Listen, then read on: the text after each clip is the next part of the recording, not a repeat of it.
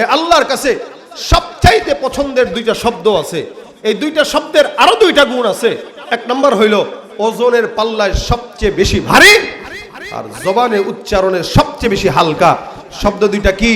সুবহানাল্লাহি ওয়া বিহামদিহি। সুবহানাল্লাহ আল্লাহর কাছে সবচেয়ে পছন্দের। এজন্য যতক্ষণ বসা থাকবেন সুবহানাল্লাহ বলবেন। রাজি আছেন? এই চায়ের দোকানে বসলে তো আর সুবহানাল্লাহ বলেন না, তখন বলেন গীবত। কি বলেন, ঠিক না? আর আমাদের দেশের চায়ের দোকানগুলো ছোটখাটো সংসদ।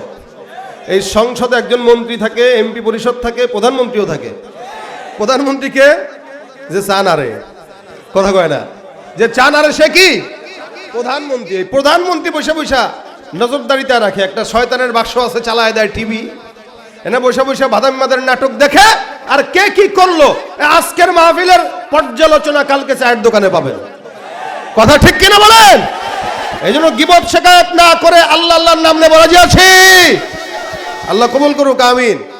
তা রাসূল সাল্লাল্লাহু আলাইহি ওয়াসাল্লাম সাহাবী বলছেন, ফাতিহা থেকে নিয়ে নাস পর্যন্ত যত আয়াত আছে সব আয়াতের ভিতরে শ্রেষ্ঠ আয়াত হলো কি?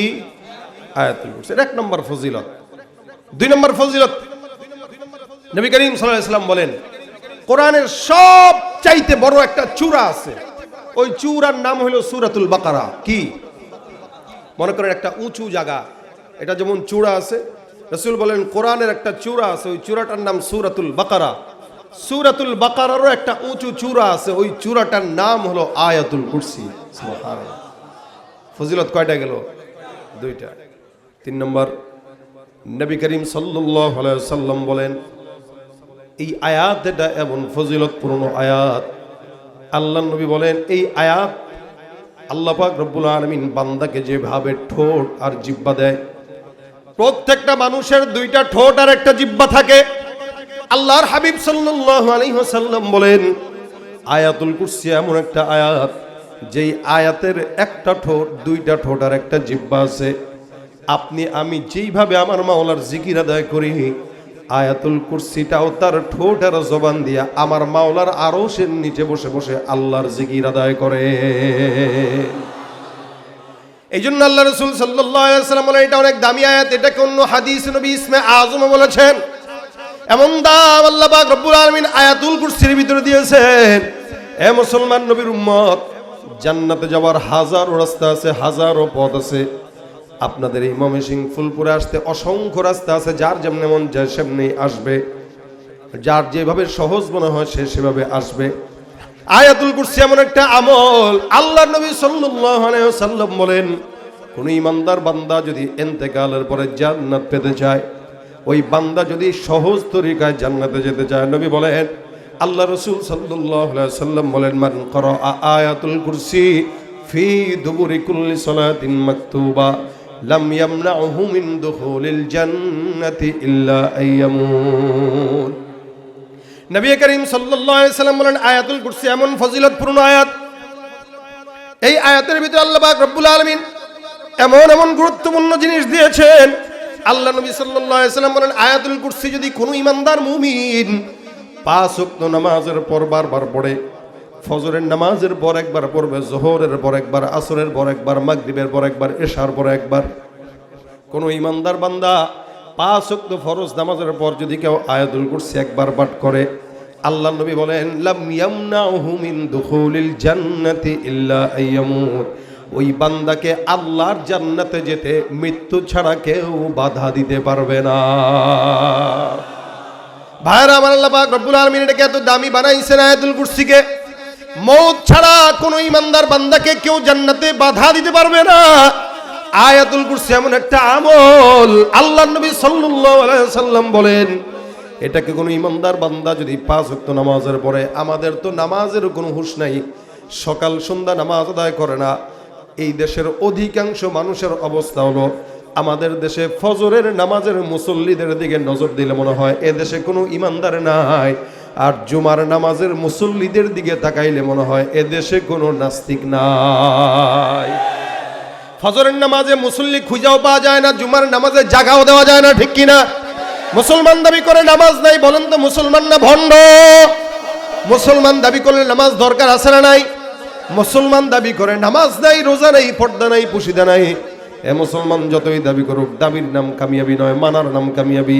যারা মুসলমান দাবি করে, নামাজ পড়ে না, রোজা রাখে না, হজ করে না, যাকাত দেয় না, এগুলো একটাও মুসলমান নয়, সব হলো ভণ্ড। ঠিক কিনা জোরে কও। তুমি রমজান এলে রাখো না রোজা, দিনকে করো আঘাত, পয়সা কড়ির নেই তো অভাব, দাও না তো যাকাত।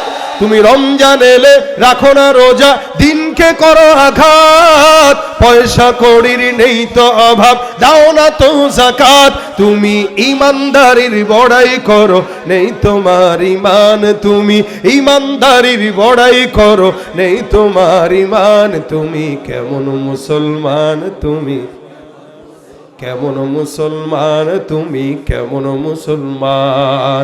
নামাজের সাথে নাই পরিচয়, মানো না কোরআন, নামাজের সাথে নাই পরিচয়, মানো না কোরআন। তুমি কেমন মুসলমান। ঠিক কিনা? নবীর উম্মত দাবি করো, সুন্নাহ মানো না, নবীর অপমানে তোমার হৃদয় কাঁদে না। তুমি নবীর উম্মত দাবি করো, সুন্নাহ মানো না, নবীর অপমানে তোমার হৃদয় কাঁদে না। তুমি বিজাতীয় সংস্কৃতিতে সপেছো পরাণ, তুমি বিজাতীয় সংস্কৃতিতে সপেছো পরাণ। তুমি কেমন মুসলমান। নামাজের সাথে নাই পরিচয়, মানো না কোরআন। তুমি কেমন মুসলমান। তুমি সুদের টাকায় প্রাসাদে গড়ো, ঘুষও ছাড়ো না, দিন দুঃখী না খেয়ে মরে খবর রাখো না। ঘুষ খেয়ে অবিচার করো, সাজিয়া প্রধান, তুমি ঘুষ খেয়ে অবিচার করো, সাজিয়া প্রধান। তুমি কেমন মুসলমান। তুমি নামাজের সাথে নাই পরিচয়, মানো না কোরআন। তুমি কেমন মুসলমান। ঠিক কিনা? নামাজ কি মুসলমান পড়ে কি পড়ে না? আল্লাহ নবী বলেন, নামাজ যদি মুসলমান পড়ে আর নামাজের পরে যদি এই আয়াতটা পড়ে, এই আয়াতটা বললে আল্লাহর হাবিব বলেন, মান ক্রা আয়াতুল কুরসি ফি দুবুরি কুল্লি সালাতিন মাকতুবা। কোন ইমানদার মুমিন যদি 5 ওয়াক্ত ফরজ নামাজের পর আয়াতুল কুরসি তেলাওয়াত করে, আল্লাহর নবী সাল্লাল্লাহু আলাইহি সাল্লাম বলেন, মৃত্যু ছাড়া কেউ তাকে জান্নাতে যেতে বাধা দিবে না। অর্থাৎ মরতে দেরি, সোজাসুজি জান্নাতে চলে যাবে। সুবহানাল্লাহ। এই আয়াতের ভিতর আল্লাহ পাক রব্বুল আলামিন সর্বপ্রথম আল্লাহর উলুহিয়াতের বর্ণনা করেন, যার কারণে আল্লাহ ডাক দিয়া বলেন, আল্লাহু লা ইলাহা ইল্লাহু। এ আল্লাহ এমন একজন রব, যার কোনো ইলাহ নাই, যার সঙ্গে কোনো ইলাহ নাই, যিনি ছাড়া কোনো মাবুদ নাই। আল্লাহ পাক রব্বুল আলামিনের এই মাবুদ আল্লাহ পাক ছাড়া অন্য কেউ নাই, এই কথাটা আদম থেকে মুহাম্মদ পর্যন্ত যত নবী রাসূল আসছেন সবার বর্ণনাই ছিল। আদম পয়গম্বর থেকে মুহাম্মদ রাসূলুল্লাহ সাল্লাল্লাহু আলাইহি ওয়াসাল্লাম পর্যন্ত সব নবীদের একটাই কাজ, লা ইলাহা ইল্লাল্লাহর স্লোগান দেওয়া। আমার আপনার পয়গম্বর আল্লাহর হাবিব সাল্লাল্লাহু আলাইহি ওয়াসাল্লাম একই আওয়াজ দিয়েছেন নবীর সারা জিন্দেগি দিয়া, আইয়ুহান নাসু কুলু লা ইলাহা ইল্লাল্লাহ তুফলিহুন। আল্লাহর নবী একই কথা গোটা উম্মতকে বলেছেন। আদম পয়গম্বর বলেছেন, ঈসা পর্যন্ত যত নবী রাসূল এসেছে সব পয়গম্বররা একই কথা বলেছেন। আল্লাহ কয়জন? কয়জন? কয়জন? আল্লাহ যদি একাধিক হতো এই আসমান আর জমিন টিকতো না। আমার আল্লাহ বলেন, লাউ কানা ফীহিমা আলিহাতুন ইল্লাল্লাহু লাফাসাদাতা। আমার আল্লাহ পাক রব্বুল আলামিন বলেন, লাউ কানা ফীহিমা, আসমান আর জমিনের ভিতরে, লাউ কানা ফীহিমা আলিহাতুন ইল্লাল্লাহু লাফাসাদাতা। আল্লাহ পাক রব্বুল আলামিন বলে, এ আসমান আর জমিনের ভিতরে আল্লাহ ছাড়া যদি অন্য কোনো ইলাহ থাকতো, আসমান আর জমিন ধ্বংস হয়ে যেত। এক জায়গার আল্লাহ বলতো এখানে বৃষ্টি হবে, আবার আরেক আল্লাহ বলতো না না বৃষ্টি হবে না। এভাবে দুই নেতার ভিতরে পার্থক্য লেগে যেত, ঝগড়া লেগে যেত। দেখেন না, সমাজে যখন নেতা বেড়ে যায় তখন জনগণ দিশাহারা হয়ে যায়। ঠিক কিনা? এখনের অবস্থা যা, নেতা বেশি, ঝগড়াও বেশি। এই জন্য আল্লাহ পাক রব্বুল আলামিন একজন, ওনার সঙ্গে অন্য কোনো শরীক নাই। আল্লাহ পাক রব্বুল আলামিনকে উলুহিয়ত, আল্লাহর উলুহিয়ত বলেন, রুবুবিয়ত বলেন, সিফাত বলেন, যা কিছু আছে সব কিছুতেই আল্লাহকে একক মানা, এটা একটা ইমানদারের কাজ। আমরাও যেরকম বিশ্বাস করি আসমান আর জমিন বানাইছেন কে, বলে আল্লাহ। ইহুদিরাও বিশ্বাস করে আসমান জমিন বানাইছে আল্লাহ, নাসারারাও বিশ্বাস করে আসমান জমিন বানাইছে আল্লাহ। আবার আল্লাহ পাক রব্বুল আলামিন বলেন, ওয়ালা ইন সাআলতাহুম মান খালাকাস সামাওয়াতি ওয়াল আরদ, ওয়ালা ইন সাআলতাহুম মান খালাকাস সামাওয়াতি ওয়াল আরদা লা ইয়াকুলুন্না আল্লাহ। আল্লাহ পাক বলেন, ইহুদি নাসারাকে যদি প্রশ্ন করা হয় আসমান আর জমিন বানাইছে কে, এই প্রশ্নের জবাব দিয়ে তারা বলবে আসমান আর জমিনের মালিক অবশ্যই আল্লাহ। তাদেরকে যদি প্রশ্ন করা হয় লা ইন সাআলতাহুম মান খালাকাহুম লা ইয়াকুলুন্না আল্লাহ, এই তাদেরকে কে বানাইছে, এক বাক্যে তারা জবাব দিয়ে বলবেন আমাদেরকে সৃষ্টি করেছেন আল্লাহ। নজরের ভিতরে পরে সব কিছু বানাইছেন কে? আল্লাহর সঙ্গে অন্য কাউরে শরীক করা ইমানদারের কাজ নাকি কুফরি কাজ? এ মুসলমান, এরপর আল্লাহ পাক ডাক দিয়া বলে তারাও বিশ্বাস করে তোমরাও বিশ্বাস করো, তাদের বিশ্বাস তোমাদের বিশ্বাসের মধ্যে পার্থক্য কি? আল্লাহ পাক রব্বুল আলামিন অন্য আয়াতের মধ্যে বলেন, ওয়াকালাতিল ইয়াহুদু উযাইরুন ইবনুল্লাহ ওয়াকালাতিন নাসারাল মাসীহু ইবনুল্লাহ। আমার আল্লাহ পাক রব্বুল আলামিন বলেন ইহুদিরা এই কথা বলে যে ওজায়ের একজন পয়গম্বর ছিল, ইহুদিরা বলে হযরত ওজায়ের ছিলেন আল্লাহর সন্তান। নাউযুবিল্লাহ, ওজায়ের হলো আল্লাহর সন্তান, এটা ইহুদিদের কথা। আল্লাহ পাক বলেন ওয়াকালাতিন নাসারাল মাসীহু ইবনুল্লাহ। আর খ্রিস্টানরা বলে, নাসারারা বলে হযরত ঈসা পয়গম্বর ছিল আল্লাহর সন্তান। নাউযুবিল্লাহ।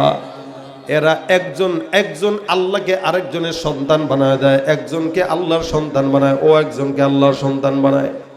এ মুসলমান, অথচ আল্লাহ পাক রব্বুল আলামিন ইমানদারদেরকে সবক দিয়ে শিখাইলেন, কুল হুয়াল্লাহু আহাদ আল্লাহুস সামাদ লাম ইয়ালিদ ওয়া লাম ইউলাদ ওয়া লাম ইয়াকুল লাহু কুফুয়ান আহাদ। আল্লাহ এমন একজন কুদরতওয়ালা রব, যিনি কাউকে জন্ম দেয় নাই, কারো থেকে জন্ম নেয় নাই, তিনি হলেন একমাত্র কে? তুমি পারো করতে মোচন অভাব দুঃখী লোকের, তুমি পরম মুক্তিদাতা মালিকে জগতের, তুমি পারো করতে মোচন অভাব দুঃখী লোকের, তুমি পরম মুক্তিদাতা মালিকে জগতের। তোমার কাছে চাই যে পানা, তোমার কাছে চাই যে পানা, আমরা প্রতিদিন তোমার দয়ায় পূর্ণ আমার সারা নিশিদিন। আল্লাহ তুমি দয়ার সাগর, আল্লাহ তুমি দয়ার রহমানুর রহিম, তোমার দয়ায় পূর্ণ আমার সারা নিশিদিন। রব কয়জন? একজন ছাড়া অন্য কাউকে রব মানা যাবে? একজন ছাড়া কাউকে যেভাবে রব মানা যাবে না, একজন ছাড়া কারো সামনে গোলামিও করা যাবে না, মাথাও নত করা যাবে না। এটাই ইমানদারদের কাজ।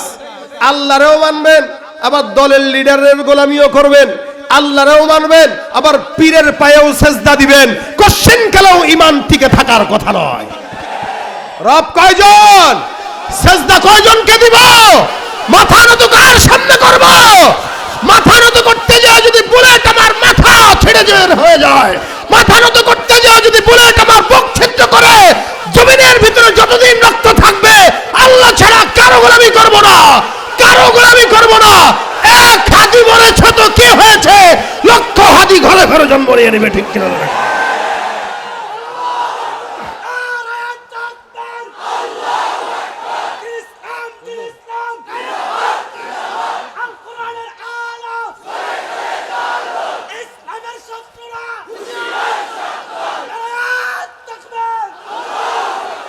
বাতিলরা মনে করে এদেরকে গুলি করলেই এরা শেষ হয়ে যায়, কিন্তু এরা বুঝে না এই গুলির বুলেট একজনের বুকে লাগে না, কোটি কোটি মুসলমানের বুকে লাগে।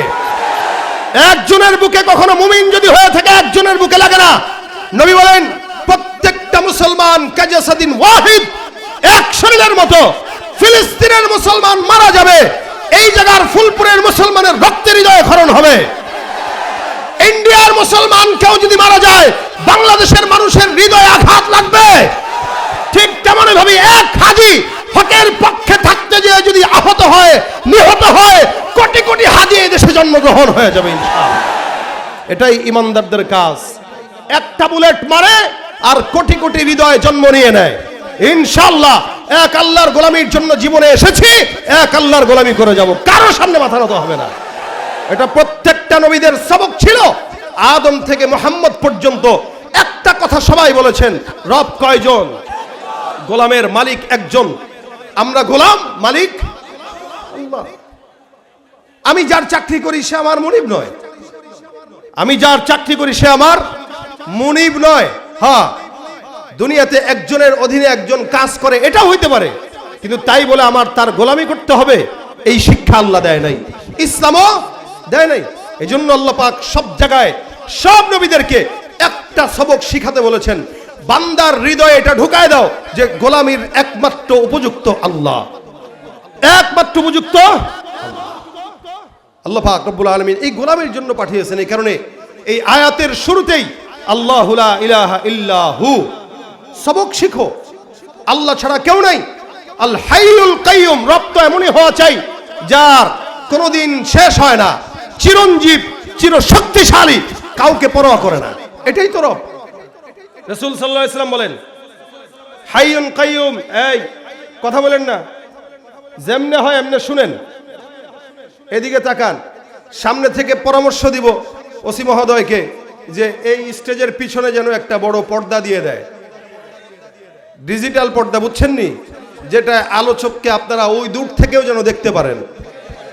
প্রজেক্টর তো ওদিকে আছে, কিন্তু স্টেজে থাকলে হবে কি ভিতর ওই দূরের মানুষগুলো স্পষ্ট দেখবে ইনশাআল্লাহ। বলে দিয়েছে হবে ইনশাআল্লাহ, ঠিক আছে, আর কোনো কষ্ট হবে না। এই যে এই পাশের ভাইরা দেখতে পাচ্ছে না, এই পাশের ভাইরা দেখতে পারতেছে না, চেহারাটা একটু দেখবে তারা, কি ঠিক না?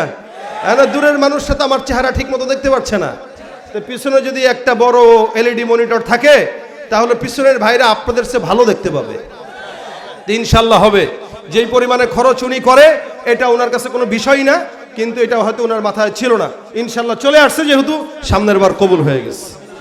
আল্লাহ কবুল করে বলেন আমিন। তো দেখেন নবী করিম সাল্লাল্লাহু আলাইহি সাল্লাম বলেন, এই এখানে দুইটা শব্দ আছে, একটা হলো হাইয়ুল আর একটা হলো কাইয়ুম। আল্লাহ রাসূল বলেন কারো যদি কোনো বিপদ আসে সে যদি খালি বলে ইয়া হাইয়ু ইয়া কাইয়ুম, এই দুইটা নামের উসিলা যদি আল্লাহ পাকের কাছে চায়, আল্লাহ রাসূল সাল্লাল্লাহু আলাইহি সাল্লাম বলেন তার মনের সব আশা আল্লাহ পূরণ করে নেয়। এই নাম দুইটা অনেক শক্তিশালী, এই নাম দুইটা অনেক শক্তিশালী। বাচ্চা হয় না, খাজারে বাবার দরবারে সেজদা দিয়ে না দিয়া আল্লাহর কাছে এই দুইটা নামে চান। আমাদের সমাজে অনেক ভাইরা আছে কিছু থেকে কিছু হইলে মাজারে মান্নত করে, পীরের কাছে যায়, পায়ের কাছে ছাগল নিয়ে যায়, ওই ধান্দাবাজি পীরের হয়, আপনার কোনো লাভ হয় না, কি ঠিক না? এই সমাজে আছে কিনা নাই এগুলা বলেন তো?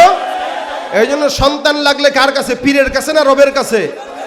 সন্তান দরকারে ব্যাক করে চলে গেছে মাজারে, যায় আব্বা গো আমার দুইটা লাগবে সন্তান একটা, কি করব, বিয়ে করছি 10 বছর হয় না, ঠিক আছে আমাদের এখানে খানকা আছে, বউডারে এতে কাফে রেখে যাও। ঘরের বউরা যদি আপনি খাজা বাবার দরবারে যায় এতে কাফে রাখেন 3 দিনের জন্য, এরপরও যদি বাচ্চা হয় বুঝবেন এটা আপনার না আপনার বাপের। কথা কয় না? পীরগিরিয়ার মাজার পূজা চলছে দেশটা জুড়িয়া, শিরকি আর ভণ্ডামিতে দেশটা গেছে ভরিয়া। পীরগিরিয়ার মাজার পূজা চলছে দেশটা জুড়িয়া, শিরকি আর ভণ্ডামিতে দেশটা গেছে ভরিয়া। গাজার কলকি টান মারিয়া, আসেনি? গাজার কলকি টান মারিয়া দেখায় খাজার শান, ওরা শিক্ষিত শয়তান। সব মুখস্থ, হ্যাঁ জোরে, ওরা শিক্ষিত শয়তান, ওরা শিক্ষিত শয়তান, ওরা শিক্ষিত শয়তান। ওরা যেখানে যাই ভেজালেতে ভরে গেছে দেশটায়, ব্যবসায়ীরা ওরা তারাতি কালো টাকায় হাত রাঙায়। আরে ভেজাল থেকে বাঁচতে হলে, ভেজাল থেকে বাঁচতে হলে খোলা রাখো কান। ওরা শিক্ষিত শয়তান, ওরা শিক্ষিত শয়তান, ওরা শিক্ষিত শয়তান, ওরা শিক্ষিত শয়তান। শিক্ষাঙ্গনের দিকে ভাইরে দেখো না চোখ মেলিয়া, ছাত্ররা সব বই ছাড়িয়া থাকে শুধু প্রেম লইয়া। কারা কারা বিয়ে করে না এই হাতটা একটু দেখি। এই যে সবই অবিবাহিতা বলাবেন, হ্যাঁ সুবহানাল্লাহ। ওসি সাহেবের কাছে দায়িত্ব দিয়ে যেতেছি, যেগুলোর বয়স হয়েছে বিয়ে করে দেওয়ার দায়িত্ব ওনার, ঠিক আছে? এতগুলা পোলাপান বিয়ে হয় নাই, আর একটু দেখি হাতটা লম্বা করে। নারায়ে তাকবীর। শুধু বিবাহিত, অবিবাহিতরা লিল্লাহে তাকবীর। অনেকের এই আপনিও করেন নাই? লা হাওলা ওয়ালা কুওয়াতা ইল্লা বিল্লাহ। ভাইরে এখন দেখতেছে, এতদিন তো খালি ইউটিউবে শুনছে, দেখছে। আলহামদুলিল্লাহ, এই দেখেন এইজন্যই এই যুব সমাজের শুভ আগমন। আলহামদুলিল্লাহ। এই যুবকরা যারা বিয়ে করে নাই, বাবা মারে বলছি, আপনাদের সন্তানদের যদি মোটামুটি বয়স হয়ে যায় বিয়ে দেওয়ার ব্যবস্থা করে দেন। এই ঠিক আছে না? মহা খুশি এরা, নাকি? কয়টা হবে? একটা না দুইটা, তিনটা, চারটা? ফকিরের দল একটাই করতে পারো না, এই চারটা কো? হ্যাঁ, অন্তত তো একটা করে দেখাইতে হয় না? এই জন্য বিয়েটাকে সহজ করা দরকার, তাহলে জেনা কমবে। আর বিয়ে যখন কঠিন হবে, জেনা ব্যভিচার বাড়বে। এই বিল্ডিং এর ও মাথায়, ও মাথায়, পার্কের ওই বেঞ্চিতে, ওই গাছের নিচে, এ সমস্ত কাজ মানুষ করে না, কুকুর করে। এই জন্য এখনো যারা বলছি, যারা এই বিবাহ করে নাই, এরা যেন বয়স হলে বিয়ে করে ফেলে, নয়তো দেশের পরিস্থিতি খারাপ, কখন কি হয়ে যায় ঠিক নাই। অন্তত বিয়েটা করলে তো অন্তত আফসোসটা থাকবে না, ঠিক আছে? এরা খুব খুশি, এখন বিয়ের কথা বললে খুব খুশি হয়ে যায় এরা সব। আল্লাহ প্রত্যেকটা যুবককে নেক রাখুক, বলেন আমিন। আর মায়ের কাছে অনেক সময়, মা বাবার কাছে সন্তান বাচ্চা হয়, যে আমার ছেলের তো বয়স কম, আমার তো মেয়ের বয়স কম, এই অল্প বয়সে কেমনে বিয়ে দেই? ভাই, এদেশে বাল্য বিবাহ নিষিদ্ধ আছে, কিন্তু বাল্য প্রেম নিষিদ্ধ নাই। কি কথা ঠিক না? বাল্য প্রেম করে বেড়ায়, 10-12 বছরের বলা ভাই, ওটা করেই, হ্যাঁ, এই বয়সে এগুলা করেই না। না, যেই বয়সে প্রেম বুঝে ওই বয়সে বিয়াও বুঝে। এই জন্য বয়স যদি হয়ে যায়, আমি আমার একটা ঘটনা গল্প শোনাবো আপনাদেরকে। আমি এক জায়গায় মাহফিলে গেছি, এক এলাকায় মাহফিলে যাওয়ার পরে ওই মাহফিলের কমিটির যে সভাপতি আছে, সভাপতি আমারে বলতেছে, হুজুর আমার বাচ্চা মেয়েটা আপনার খুব ভক্ত। আমি বললাম তো কি করতে পারি? বাচ্চা মেয়েটা আপনারা দেখতেছে। আমি নিয়ে আসেন, যেহেতু আপনারাও গজল শুনেন, বাচ্চারাও শুনে। অনেক অনেক ফ্যামিলির মানুষরা বলে যে হুজুর আমার বাচ্চাকে আপনার গান শোনায়, গজল শোনায় ভাত খাওয়াই, হয় কি না আপনাদের ঘরে?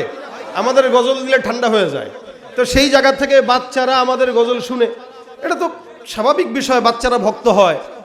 এখন আমি বললাম ঠিক আছে, আমার বাচ্চা মেয়েটা আপনার খুব ভক্ত, তা নিয়ে আসেন, দেখবে আপনাকে, নিয়ে আসেন। কিছুক্ষণ পরে হঠাৎ করে তাকায় দেখি ঘরের ভিতরে হিজাব টিজাব, কি বলে, নিকাব টেকাব পরে, ঠোঁটে লিপস্টিক দিয়ে সাজুগুজু করে একজন মোটামুটি প্রাপ্তবয়স্ক মেয়ে ঢুকে গেছে ঘরে, সালাম দিয়ে, আসসালামু আলাইকুম হুজুর। আমি ওয়ালাইকুম আসসালাম। আপনি কে? এখন পিছনের সভাপতি সাহেব ঢুকছে। আমি সভাপতি সাহেব, উনি কে? ঘরের ভিতরে ঢুকলো। এটা আমার একমাত্র কন্যা, আমার বাচ্চা মেয়েটা। আমি অবাক হয়ে গেলাম, আমারে কয় কি উনি? হুজুর একটু দোয়া দিয়ে দেন, মাথায় হাত দিয়ে। আমি কেন মাথায় হাত দেওয়া দরকার নাই, দোয়া এমনি করতেছি। বাপ সাপটা এরকম যেন আমারে কন্যা দেওয়ার জন্য আসছে। আমি বললাম ঠিক আছে, আপনি যান, আল্লাহ ভরসা, দোয়া করি, আল্লাহ আপনারা সুস্থ রাখুক, সবল রাখুক। ঠিক আছে হুজুর, দোয়া চাই, আসসালামু আলাইকুম, বিদায় হয়েছে। আমি বললাম আপনার মেয়ে কি করে? অনার্স ফার্স্ট ইয়ারে পড়তেছি, দোয়া করে। এটা বলে কি বাচ্চা? এটা আরে বাবার কাছে তো ভাই সবাই, আমার 3 বাচ্চা, আমার মা এখনো আমার কয় বাচ্চা। আমার মায়ের কাছে আমি এখনো বাবু, এখনো সোনা, এখনো জাদু, এখনো মধু, এখনো যা আছে সব। মাঝে মাঝে কই, আম্মা আপনি মানুষের সামনে আমরা এরকম এই বাবু টাবু কয়ে ডাইকেন না। হ্যাঁ, আপনার এলাকায় কি কয়? গেন্দা। হ্যাঁ রে, কয় কি গান্দা ফুল? এখন তো এই যুগে এসে তো গেন্দা করার কথা না। তাহলে যাই হোক, বাচ্চা যদি বয়স 60 বছর হয়, মা বাবা থাকলে তার কাছে সে বাচ্চা, কি ঠিক না? আর মা বাবা তো বুঝে না যে আমার বাচ্চা অন্যদিকে আরো বাচ্চা হয় দিতেছে, কি কথা ঠিক না? এই জন্য সময় হলে বিয়ে করব, কোন গুনাহের পথে যাব। যুবকদেরকে বলি কি, বুড়ারা তো এখন পরকীয়ায় লিপ্ত, কি ঠিক না? এই জন্য তো আমাদের দেশে 60 বছরের বুড়া বেটাও 18 বছরের মেয়ের বিয়ে করে, পরকীয়া করে, পরকীয়া। আপনাদের এই সমাজে আছে? স্বামীরে ভাল লাগে না, আরেক বেটারে ভাল লাগে, বউরে ভাল লাগে না, শালীরে ভাল লাগে। এগুলো সব হইল নষ্ট মস্তিষ্কের মানুষ। আল্লাহ সমাজকে হেফাজত করুক, বলেন আমিন। তো দেখেন ভাই, বাচ্চা না হইলে, বিয়ে না হইলে আল্লাহর কাছে ডাকবেন কোন দুইটা নাম নিয়ে? বলেন বলেন বলেন বলেন। হাইয়ুল কাইয়ুম, ইয়া হাইয়ু ইয়া কাইয়ুম। কষ্ট হচ্ছে আপনাদের বসে থাকতে? আপনাদের কোনো আপত্তি নাই তো ইনশাআল্লাহ? ভাইরা আমার, রাসূল সাল্লাল্লাহু আলাইহি ওয়াসাল্লাম বদরের যুদ্ধে গিয়েছিলেন। বলেন তো বদরের যুদ্ধে মুসলমান সংখ্যা কত ছিল? 313 জন। কাফের ছিল কত? প্রায় 1000। এক এক দিন 9টা করে উট তারা জবাই দিত কাফেররা। 9টা উট 90 জন বা 100 জন খাইতে পারতো, 1000 জন খাইতে পারতো, 900 বা 1000 জন। ওই অবস্থাতে ওই সময় যতদিন যুদ্ধ ছিল, কাফেরদের রাসূল সাল্লাল্লাহু আলাইহি ওয়াসাল্লাম এক ইহুদিকে জিজ্ঞাসা করেছিল, সে বলেছে প্রতিদিন আমাদের 9টা করে 10টা করে উট লাগতো। তার মানে রাসূলের এই অবস্থার উপরে ভিত্তি করে নবী বলেছেন, তার মানে বদরের যুদ্ধে 1000-এর মতো কাফের ছিল। তো 1000 কাফের মোকাবেলায় মাত্র 313 জন। ভাই বসেন না ওদিকে, বসেন বসেন। 1000 কাফের আর মুসলমান 313 জন। হযরত আলী রাদিয়াল্লাহু তাআলা আনহু বলেন, আমি রাসূল সাল্লাল্লাহু আলাইহি ওয়াসাল্লামের তাবুতে গেলাম, যে এতগুলা কাফেরের বিরুদ্ধে আমরা কয়জন যুদ্ধ করব, তাও আমাদের কাছে হাতিয়ার নাই, আমাদের কাছে উট নাই, ঘোড়া নাই, তরবারি নাই, কিচ্ছু নাই, তাও রমজান মাস, রোজার হালত, কি করব? নবীর কাছে যায় দেখলাম আল্লাহ রাসূল সাল্লাল্লাহু আলাইহি ওয়াসাল্লাম সিজদায় পড়ে রইলেন। আল্লাহর নবী সিজদায় পড়ে দুইটা শব্দ দিয়ে আল্লাহকে ডাকলেন, ইয়া হাইয়্যু ইয়া কাইয়্যুম। বারবার এই দুইটা নাম নিয়ে আল্লাহ রাসূল সাল্লাল্লাহু আলাইহি ওয়াসাল্লাম ডাকেন। হযরত আলী রাদিয়াল্লাহু তাআলা আনহু বলেন, আমি আবারও গেলাম পয়গম্বরের কাছে, আবারও দেখলাম এই দুইটা নাম নিয়ে উল্লেখ করেন। আবারও গেলাম, আল্লাহর নবী আবারও দেখলাম দুইটা নাম, ইয়া হাইয়্যু ইয়া কাইয়্যুম। বারবার আল্লাহর নবী এই দুইটা নাম নিয়ে ডাকে। আমি বারবার যতবার নবীর কাছে গেলাম, হঠাৎ করে সর্বশেষ যখন আমার পয়গম্বরের কাছে গেলাম, আল্লাহ নবী সাল্লাল্লাহু আলাইহি ওয়াসাল্লামকে দেখলাম একই নাম নিয়ে বারবার আল্লাহর দরবারে যায়। আমি পয়গম্বরের দুয়ার থেকে আবার যুদ্ধের ময়দানে চলে গেলাম। আল্লাহর কসম, আমি সর্বশেষ যখন যুদ্ধের ময়দানে যাই, আমি তাকায় দেখলাম আল্লাহ পাক মনে হয় আসমান থেকে সাদা পোশাকওয়ালা ফেরেশতাদেরকে যুদ্ধের জন্য পাঠিয়ে দিয়েছেন। সাহাবা একরামদের সঙ্গে আল্লাহর ফেরেশতারা জিহাদ করার জন্য, লড়াই করার জন্য তৈয়ার। আমার আল্লাহ ডাক দিয়া বলেন, লাকাদ নাসারাকুমুল্লাহু বিবাদরিন ওয়া আনতুম আযিল্লা। এ সাহাবা একরামের দল, তোমরা ছিল দুর্বল, তোমরা ছিল লাঞ্ছিত, তোমরা ছিল সবল নয়। আমি আল্লাহ পাক রব্বুল আলামিন, আমি আল্লাহর দয়ার বরকতে, পয়গম্বরের দোয়ার বরকতে সাহাবা আজমাইনদের কাছে এই 313 জন দুর্বল সাহাবা একরামদের গলার ভিতরে বিজয়ের মালা পরাই দিয়েছি। সুবহানাল্লাহ। আমার পয়গম্বর দুইটা নাম নিয়ে আল্লাহর দরবারে ডাকছে, আল্লাহ পাক রব্বুল আলামিন কবুল করে ফেলেছে। এ মুসলমান নবীর উম্মত, কোন ইমানদার বান্দা যদি দুইটা নাম নিয়ে আল্লাহ রব্বুল আলামিনকে ডাক দেয়, ইয়া হাইয়্যু ইয়া কাইয়্যুম বিরহমাতিকা নাস্তাগীথ, ইয়া হাইয়্যু ইয়া কাইয়্যুম বিরহমাতিকা নাস্তাঈন, আল্লাহ পাকের রহমতের মাধ্যমে কোন আল্লাহর বান্দা যদি আল্লাহর কাছে সাহায্য চায়, আমার আল্লাহ পাক রব্বুল আলামিন দুইটা নামের বদৌলতে আল্লাহ পাক বান্দার দোয়া কবুল করে নেন। আল্লাহ পাক বলেন, আল্লাহু লা ইলাহা ইল্লা হুয়াল হাইয়ুল কাইয়্যুম লা তাখুযুহু সিনাতুন ওয়ালা নাওম। এমন একজন রবের কাছে চাবেন যেই রবের কোনো ঘুম দরকার হয় না। আল্লাহ পাক মানুষকে ঘুমটা দিয়েছেন প্রয়োজনীয় একটা বিষয়। এটা যখন মানুষের ক্লিয়ার হয় না, তখন মানুষের মেজাজও ঠিক থাকে না। দেখবান যখন মানুষ ঘুমাইতে পারে না, তখন তার মন মেজাজ ভালো থাকে না। এ মুসলমান, রব তো এমনই রব হওয়া চাই যে রবের ঘুমও দরকার হয় না, তন্দ্রাও দরকার হয় না, ঝিমুনিও দরকার হয় না। যদি আল্লাহ পাকের ঘুম দরকার হইতো, রাত বিরাতে আমরা যখন মাওলার কাছে চাইতাম, তখন মাওলা রাগ করতো যে আমি ঘুম বাদ দিয়া তোর ডাক শোনার জন্য বসে আছি কিনা। অথচ আল্লাহ নবী বলেন আল্লাহ পাক রব্বুল আলামিন রাতের একটা অংশে বান্দার ডাক শোনার জন্য আসমানের মধ্যে এসে বসে থাকেন। আমার আল্লাহ পাক রব্বুল আলামিন প্রথম আসমানে এসে বলে আলামিন মুস্তাগফির, এমন কোন চানেওয়ালা সুচা আমি আল্লাহ পাক রব্বুল আলামিন তোমাকে দেওয়ার জন্য তৈয়ার। রাত হোক দিন হোক, এলাকার চেয়ারম্যান ঘুমাইলে এলাকা চলে, মেম্বার ঘুমাইলে এলাকা চলে, রাষ্ট্রের প্রধান না থাকলেও রাষ্ট্র চলে, কিন্তু রব কোনোদিন এক সেকেন্ডের জন্য ঘুমাইলেও এ আসমান জমিন টিকতে পারে না। আল্লাহ পাক ঘুমায়? দরকার আছে? ভাইরা আমার, আল্লাহর হাবিব বলেন যে এই আয়াতের ভিতরে আল্লাহ পাক অসংখ্য দামি দামি জিনিস বর্ণনা করেছেন। আমার আল্লাহ পাক রব্বুল আলামিন বলেন এই কারণে এটার দাম বেশি। আল্লাহর নবী বলেন এটা ইসমে আজম, কেউ যদি এটা দিয়ে আল্লাহর কাছে চায় আমার আল্লাহ পাক বান্দাকে দিতে দেরি করে না। আল্লাহর হাবিব সাল্লাল্লাহু আলাইহি সাল্লাম বলেন এত ফজিলতপূর্ণ আয়াত, যে আয়াতটা আল্লাহ পাকের কোন ইমানদার বান্দা যদি পাঠ করে, আমাদের সমাজে অসংখ্য বান্দারা আছে যারা জিন্নাতের ওয়াসওয়াসায় থাকে, শয়তানের ওয়াসওয়াসায় থাকে। নবী করিম সাল্লাল্লাহু আলাইহি ওয়াসাল্লাম বলেন কোন ইমানদার বান্দা যদি শয়তানের ওয়াসওয়াসা জিন্নাতের শয়তানি থেকে বাঁচতে চায়, ওই বান্দা যেন সকাল সন্ধ্যা আয়াতুল কুরসি পাঠ করে। অনেকের আছে জিন্নাতের সমস্যা, কালো জাদু, অমুকে কালো জাদু করে, অমুকে শত্রুতা করে, তাবিজ করে, কবজ করে, বাস কবিরাজদের কাছে যায়, কবিরাজরা আরো ধান্দাবাজি করে। এগুলার জন্য কবিরাজের কাছে না যে আয়াতুল কুরসি পাঠ করেন, দেখবেন আল্লাহ পাক আপনার সকল প্রকার ঝামেলা দূর করে দিবেন। ইয়াকিনের উপরে সব। আল্লাহ পাক বলেন আনা ইনদা যান্নি আবদি বি, বান্দা আমার উপরে যতটুকু ধারণা করবে আমি বান্দার উপরে ততটুকুই দান করে দিব। সুবহানাল্লাহ। আপনার ধারণা যদি থাকে আল্লাহ মনে হয় এটা পারবে না, আল্লাহ বলবে আমি তোরে দিবও না। আর যদি ধারণা থাকে না আমার আল্লাহ পারবে না, তো পারবে কে? আল্লাহ কবে তুই যা বলবি আমি আল্লাহ পাক সেটাই তোর জন্য অর্ডার দিয়ে দিলাম, যা হয়ে যাবে।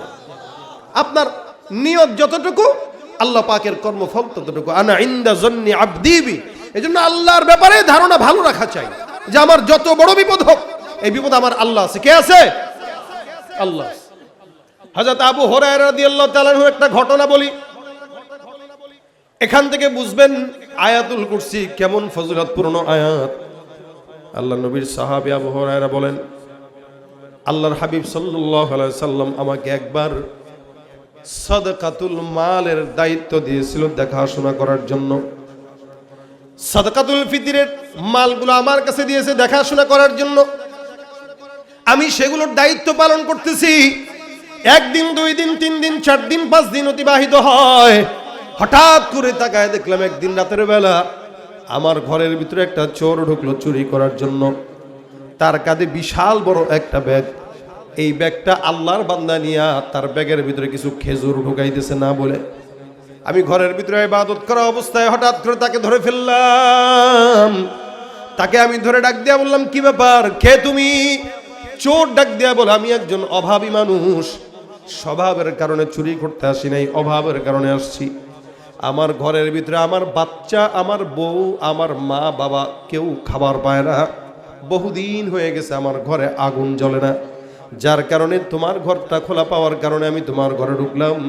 কিছু খেজুর দেখলাম, এই খাবারগুলো নেওয়ার জন্য আমি একটু উদ্মুগ্ধ হয়েছিলাম। আমার যেই খেজুরগুলো নিলাম, খাবারগুলো নিলাম, এগুলো আমার স্বভাবের কারণে নেই। আমার ঘরের ভিতরে কেউ চোর নাই, আমিও চোর না, তবে অনাহারে অভাবের কারণে তোমার ঘর থেকে চুরি করার জন্য আসলাম। আল্লাহ নবীর সাহাবী হযরতে আবু হুরায়রা রাদিয়াল্লাহু তাআলা আনহু বলেন, শোনো, এগুলো আমার মাল নয়, এগুলো জনগণের মাল। এই যা কিছু দেখতেছো পয়গম্বর মুহাম্মদুর রাসূলুল্লাহ সাল্লাল্লাহু আলাইহি ওয়াসাল্লাম আমার কাছে আমানত রেখেছেন। আমার পয়গম্বর আমার কাছে আমানত রেখেছেন। এগুলো আল্লাহর নবীর সম্পদ, জনগণের সম্পদ, জনগণের মাল, এগুলো আমার কাছে দায়িত্ব। এগুলো খবরদার এখান থেকে নেওয়া মানে জনগণের আমানত নষ্ট করা। আল্লাহর নবী আমানতদারিতার ব্যাপারে বলেছেন আয়াতুল মুনাফিকি সালাস, মুনাফিকের আলামত 3টা। 1 নম্বর, যখন কথা বলে তখন মিথ্যা কথা বলে। মুনাফিকের 1 নম্বর গুণ হলো যখন কথা বলে কি বলে? মিথ্যা বলে। 2 নম্বর, যখন তার কাছে আমানত রাখা হয় তখন আমানতের খেয়ানত করে। আর যখন সে ওয়াদা দেয় তখন ওয়াদা ভঙ্গ করে। 3টা হলো মুনাফিকের গুণ। বলেন তো আমাদের সমাজে এই 3টা গুণওয়ালা মানুষের অভাব আছে? আকসার মানুষ কথা বলতে গেলে মিথ্যা কথা বলে, সত্য ভুলেই গেছে। আমানত রাখলে নিজের মনে করে খায়, বাপের মনে করে খায়। আর যখন ওয়াদা করে তখন ওয়াদা ভুলে যায়। এগুলো হলো মুনাফিকের আলামত। আবু হুরায়রা রাদিয়াল্লাহু তাআলা আনহু বলেন, পয়গম্বর আমাকে এই আমানতগুলো রক্ষা করার জন্য দিলেন, যার কারণে আমি আমানত রক্ষা করার জন্য রাত্রেবেলা জেগে থাকি। তুমি এখান থেকে সম্পদগুলো নিলা, এগুলো আমার সম্পদ নয়, এগুলো জনগণের সম্পদ। চোর যখন এবার কান্নাকাটি শুরু করে দেয়, আবু হুরায়রা আমি তো চোর নয়, আমাকে মাফ করে দাও। আল্লাহর নবীর সাহাবী আবু হুরায়রা রাদিয়াল্লাহু তাআলা আনহুর দিলের মধ্যে মায়া লেগে গেল। চিন্তা করলো, যত বড়ই চোর হোক না কেন, যেহেতু মাফ চাইছে তারে ক্ষমা করে দেওয়া দরকার। কিন্তু মনে রাখবেন, চোর যারা তারা একবার মাফ চায়, 10 বার মাফ চায়, 100 বার মাফ চায়। চোরের কাজই হলো মাফ চাওয়া, কিন্তু স্বভাব কোনোদিন পরিবর্তন হয় না। 1000 বার মাফ চাইলেও, মাফ করলেও দেখবেন আবার 1001 বার সে চুরি করবে। এই চোরটাকে আবু হুরায়রা রাদিয়াল্লাহু তাআলা ছেড়ে দিলেন। চোরটাকে ডাক দিয়ে বললেন, যাও তোমার ছুটি, তুমি বিদায় হও, আর আসবা না। কসম খেয়ে বলল, আল্লাহর কসম আর আমি আসবো না, এবারের মতো এটাই শেষ, ছেড়ে দাও। চোর তো চলে গেলেন। পয়গম্বর মুহাম্মদুর রাসূলুল্লাহ সাল্লাল্লাহু আলাইহি ওয়াসাল্লাম সকালবেলা ফজরের নামাজের সময় যখন আবু হুরায়রা মসজিদে নববীতে গেলেন, আল্লাহর নবী সাল্লাল্লাহু আলাইহি ওয়াসাল্লাম আবু হুরায়রাকে দেখে বলে, এ আবু হুরায়রা, তুমি যে রাতের বেলা যেই চোরকে ধরেছিলা, এই চোরটা কোথায়? আবু হুরায়রা বলে, কিরে, রাতের বেলা যে চোর ধরছে তা আমি ছাড়া, নবী ছাড়া কেউ জানে না।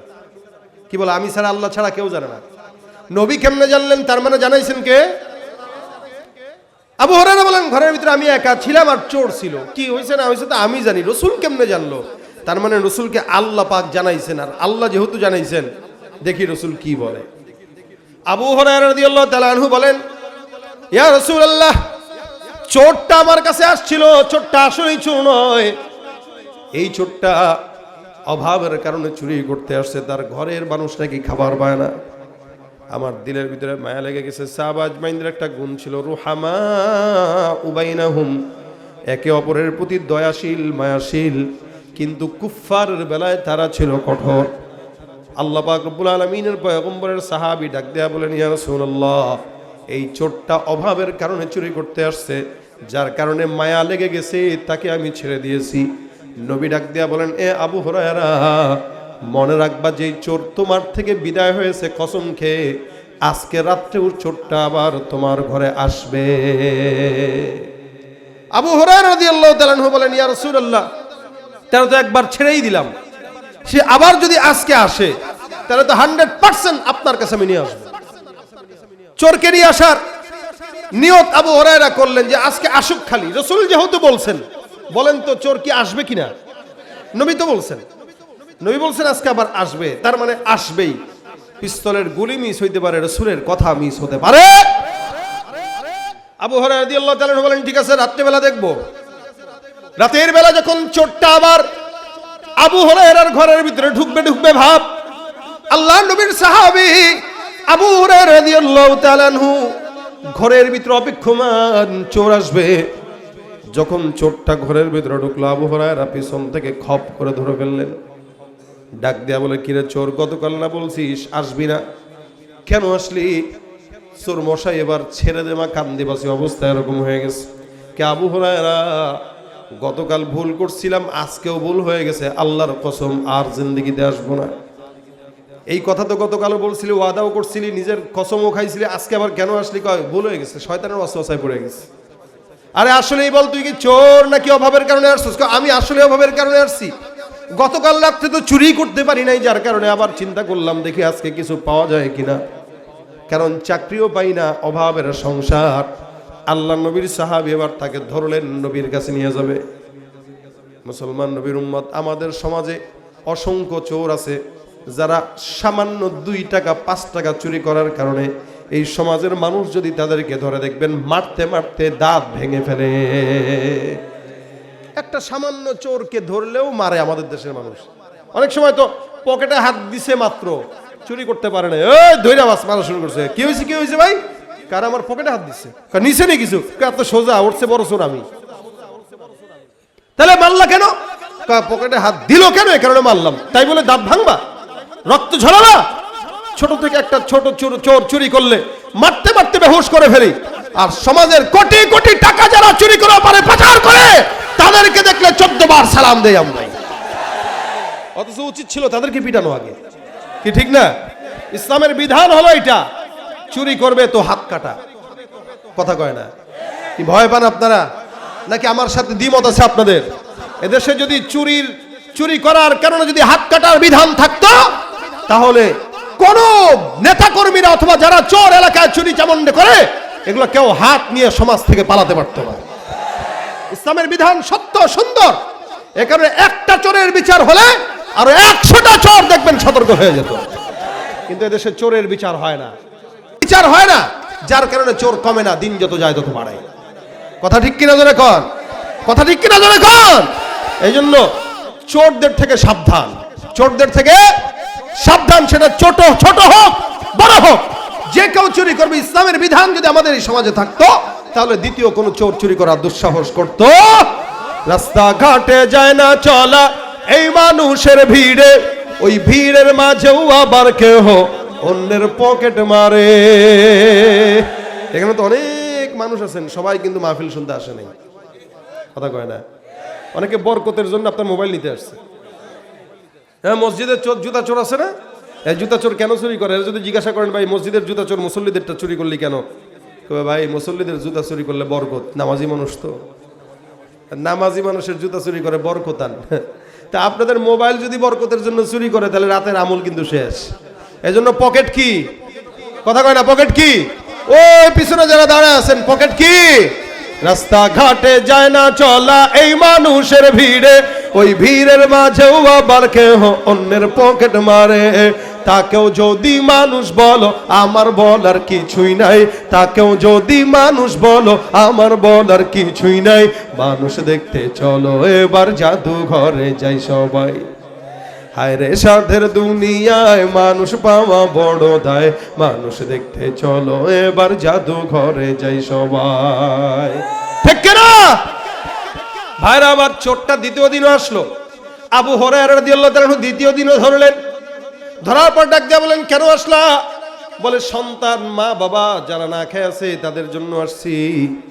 আবু হুরায়রা বলেন, ঠিক করো নাই, আজকে রাসূলের কাছে তোমাকে নেওয়া হবে, বিচার করবেন মুহাম্মদুর রাসূলুল্লাহ।